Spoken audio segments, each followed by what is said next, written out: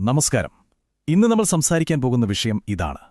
സത്യജ്ഞാനം പ്രചരിപ്പിക്കുന്നത് തന്നെയാണ് യഥാർത്ഥ ദൈവാരാധന. വളരെ ആഴത്തിലുള്ളൊരു ആശയമാണിത്. നമുക്കിതിലേക്ക് കടക്കാം.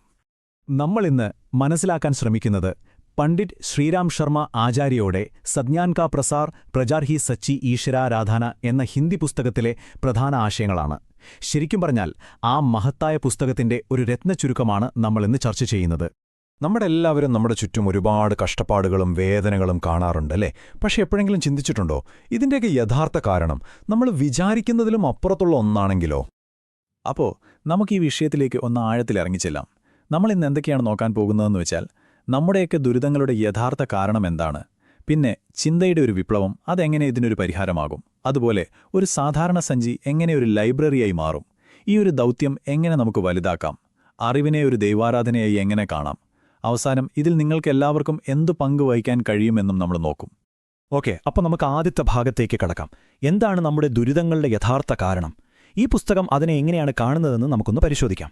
സാധാരണയായി നമ്മൾ എന്താ വിചാരിക്കുക, പണമില്ലാത്തതും മറ്റു ഭൗതിക സൗകര്യങ്ങളില്ലാത്തതുമാണ് എല്ലാ ദുരിതങ്ങൾക്കും കാരണം എന്നല്ലേ? പക്ഷേ ഈ പുസ്തകം മുന്നോട്ട് വയ്ക്കുന്നത് മറ്റൊരാശയമാണ്. യഥാർത്ഥ കാരണം മനുഷ്യന്റെ ചിന്തകളിലും വികാരങ്ങളിലും വന്ന തകർച്ചയാണ്. ഒന്നാലോചിച്ച് നോക്കൂ, ലോകത്തിലെ ഏറ്റവും സമ്പന്നമായ രാജ്യങ്ങളിൽ പോലും ആത്മഹത്യയും കുറ്റകൃത്യങ്ങളും മാനസിക സമ്മർദ്ദങ്ങളുമൊക്കെ ഒരുപാട് കൂടുതലല്ലേ? അപ്പോൾ യഥാർത്ഥ പ്രശ്നം പണമല്ല, ചിന്തയാണ്. ഇതൊന്ന് ശ്രദ്ധിച്ച് കേൾക്കണം.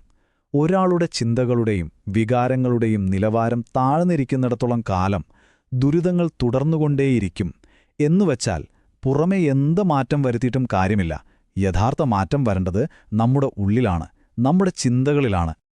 അപ്പോൾ പ്രശ്നത്തിന്റെ കാരണം ചിന്തയിലെ തകർച്ചയാണെങ്കിൽ എന്തായിരിക്കും അതിനൊരു പരിഹാരം? അവിടെയാണ് വിചാരക്രാന്തി അഥവാ ഒരു ചിന്താവിപ്ലവം എന്ന ആശയം വരുന്നത്. ഏറ്റവും ശക്തമായ പരിഹാരമായി ഈ പുസ്തകം മുന്നോട്ട് വയ്ക്കുന്നത് ഇതിനെയാണ്. ഈ ചിന്താവിപ്ലവത്തിന്റെ പ്രധാനപ്പെട്ട ഒരു ഭാഗമാണ് ജ്ഞാനയജ്ഞം. എന്താണിത്?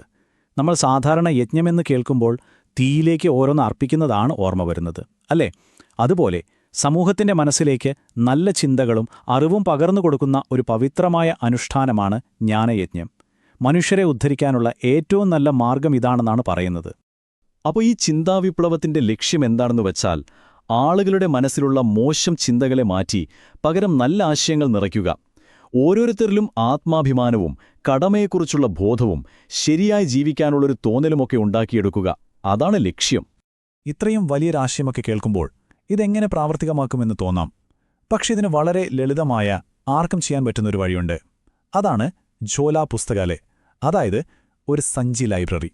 ഇത് തുടങ്ങാൻ വളരെ എളുപ്പമാണ്. നോക്കൂ, ആദ്യം വേണ്ടത് ഒരു സാധാരണ തോളിൽ തൂക്കുന്ന സഞ്ചിയാണ്. അതിൽ ആളുകളുടെ ചിന്തകളെ പ്രചോദിപ്പിക്കുന്ന കുറച്ച് ചെറിയ പുസ്തകങ്ങളോ ലഘുലേഖകളോ ഇടുക. നിങ്ങൾ എവിടെ പോകുമ്പോഴും ഈ സഞ്ചി കൂടെ കരുതുക. എന്നിട്ട് നിങ്ങൾ കണ്ടുമുട്ടുന്ന സുഹൃത്തുക്കളോടോ സഹപ്രവർത്തകരോടോ ഒക്കെ ഈ പുസ്തകങ്ങളെപ്പറ്റി സംസാരിക്കുക, അവർക്ക് വായിക്കാൻ കൊടുക്കുക. എത്ര സിമ്പിളാണല്ലേ? ഒരു കാര്യം ഓർക്കണം, ഇത് യാചിക്കാനുള്ള സഞ്ചിയല്ല, മറിച്ച് അറിവാകുന്ന അമൃത് മറ്റുള്ളവർക്ക് കൊടുക്കാനുള്ള സഞ്ചിയാണ്. പണ്ടുകാലത്ത് ഋഷിമാർ ജ്ഞാനം പകർന്നു നടന്നില്ലേ? അതിന്റെ ഒരു പുതിയ രൂപമാണിത്. വെളിച്ചം പരത്താനുള്ള ഒരു ആധുനിക മാർഗം. ഒരു സഞ്ചി ലൈബ്രറി വളരെ നല്ലൊരു തുടക്കമാണ്. പക്ഷെ ഈ മാറ്റം ഒരുപാട് പേരിലേക്ക് എത്തണമെങ്കിൽ നമ്മുടെ ശ്രമങ്ങൾ കുറച്ചുകൂടി വലുതാകണം. ഒരു സഞ്ചിയിൽ നിന്ന് ഒരു പ്രസ്ഥാനത്തിലേക്ക് നമ്മൾ വളരണം. അതിനുള്ള അടുത്ത പടിയാണ് ചൽ പുസ്തകാലയ, അതായത് ഒരു സഞ്ചരിക്കുന്ന ലൈബ്രറി. ഇതൊരു ചെറിയ ഉന്തുവണ്ടി പോലെ സങ്കല്പിക്കാം. വെയിലും മഴയുമേൽക്കാതെ പുസ്തകങ്ങൾ വെക്കാൻ സൗകര്യമുണ്ടാകും. ആളുകൾ കൂടുന്ന സ്ഥലങ്ങളിൽ, പാർക്കുകളിലോ മാർക്കറ്റുകളിലോ ഒക്കെ ഇത് കൊണ്ടുപോയി വെക്കാം. ഈ സഞ്ചരിക്കുന്ന ലൈബ്രറി കൊണ്ട് എന്തൊക്കെയാണ് നേടാനാവുന്നത്? 1. നല്ല പുസ്തകങ്ങൾ ആളുകളുടെ അടുത്തേക്കെത്തുന്നു. 2. നല്ല ചിന്തകൾക്ക് എത്രത്തോളം ശക്തിയുണ്ടെന്ന് ആളുകൾ മനസ്സിലാക്കി തുടങ്ങും. പതുക്കെ പതുക്കെ നല്ല അറിവിനായി ഒരു വിശപ്പ് തന്നെ സമൂഹത്തിലുണ്ടാക്കിയെടുക്കാൻ ഇതിന് കഴിയും. വില കുറഞ്ഞ നിലവാരമില്ലാത്ത വായനയിൽ നിന്ന് ആളുകളെ മാറ്റാനും ഇത് സഹായിക്കും. ഇനി നമുക്ക് ഈ പ്രവർത്തനത്തിന്റെ ഏറ്റവും ആഴത്തിലുള്ള തലത്തിലേക്ക് പോകാം. അറിവ് പങ്കുവെക്കുന്നത് എങ്ങനെയാണ് ഒരു ദൈവാരാധനയായി മാറുന്നത്? മനസ്സിനെ എങ്ങനെ ഒരു ക്ഷേത്രമായി കാണാം? ഈ പുസ്തകത്തിലെ വളരെ മനോഹരമായൊരു വാക്യമാണിത്. പരമാത്മാവ് ജ്ഞാനസ്വരൂപനാണ്. ചിന്തയുടെയും വിവേകത്തിന്റെയും രൂപത്തിലാണ് അവൻ മനുഷ്യഹൃദയത്തിൽ പ്രകാശവും പ്രചോദനവും സൃഷ്ടിക്കുന്നത്. അതായത് അറിവ് എന്നത് ഈശ്വരനിൽ നിന്ന് വേറിട്ട ഒന്നല്ല, അത് ഈശ്വരന്റെ തന്നെ ഒരു ഭാവമാണ്. ഈയൊരു താരതമ്യം നോക്കൂ, എത്ര മനോഹരമാണെന്ന്. കല്ലുകൊണ്ട് കെട്ടിയുണ്ടാക്കിയ ഒരു ക്ഷേത്രത്തിൽ നമ്മൾ ആരാധന നടത്തുന്നു. അതുപോലെ ഒരു ലൈബ്രറി എന്നത് അറിവിന്റെ ക്ഷേത്രമാണ്. അവിടെയുള്ള ഓരോ പുസ്തകവും ജീവനുള്ള അറിവ് പകരുന്ന ദേവതകളാണ്. വിഗ്രഹങ്ങൾക്ക് പകരം അവിടെ ദേവതകൾ പുസ്തകങ്ങളുടെ രൂപത്തിലിരിക്കുന്നു. അതുകൊണ്ടാണ് ഒരു ലൈബ്രറിക്കു വേണ്ടി പുസ്തകങ്ങളോ പണമോ നൽകുന്നതിനെ ബ്രഹ്മദാനം എന്നു പറയുന്നത്, അതായത് ഏറ്റവും മഹത്തായ ദാനം. കാരണം നിങ്ങൾ അന്നദാനം നടത്തിയാൽ ഒരു ദിവസത്തെ വിശപ്പ് മാറും. പക്ഷേ ജ്ഞാനം ദാനമായി നൽകിയാൽ അത് ആ വ്യക്തിയുടെ ജീവിതകാലം മുഴുവൻ വെളിച്ചം നൽകും.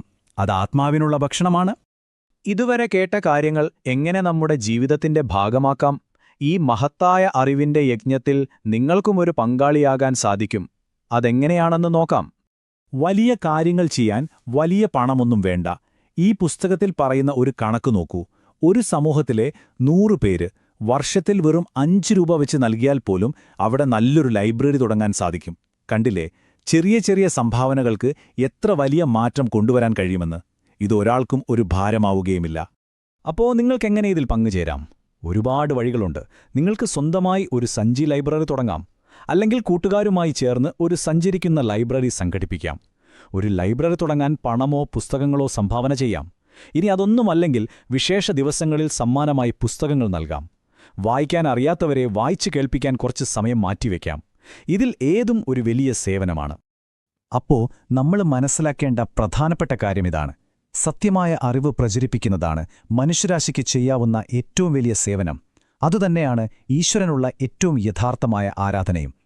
നിങ്ങൾ തെളിക്കുന്ന ഒരു ചെറിയ വിളക്കിന് പോലും ഈ ലോകത്തിലെ വലിയൊരിരുട്ടിനെ മാറ്റാൻ ശക്തിയുണ്ട്.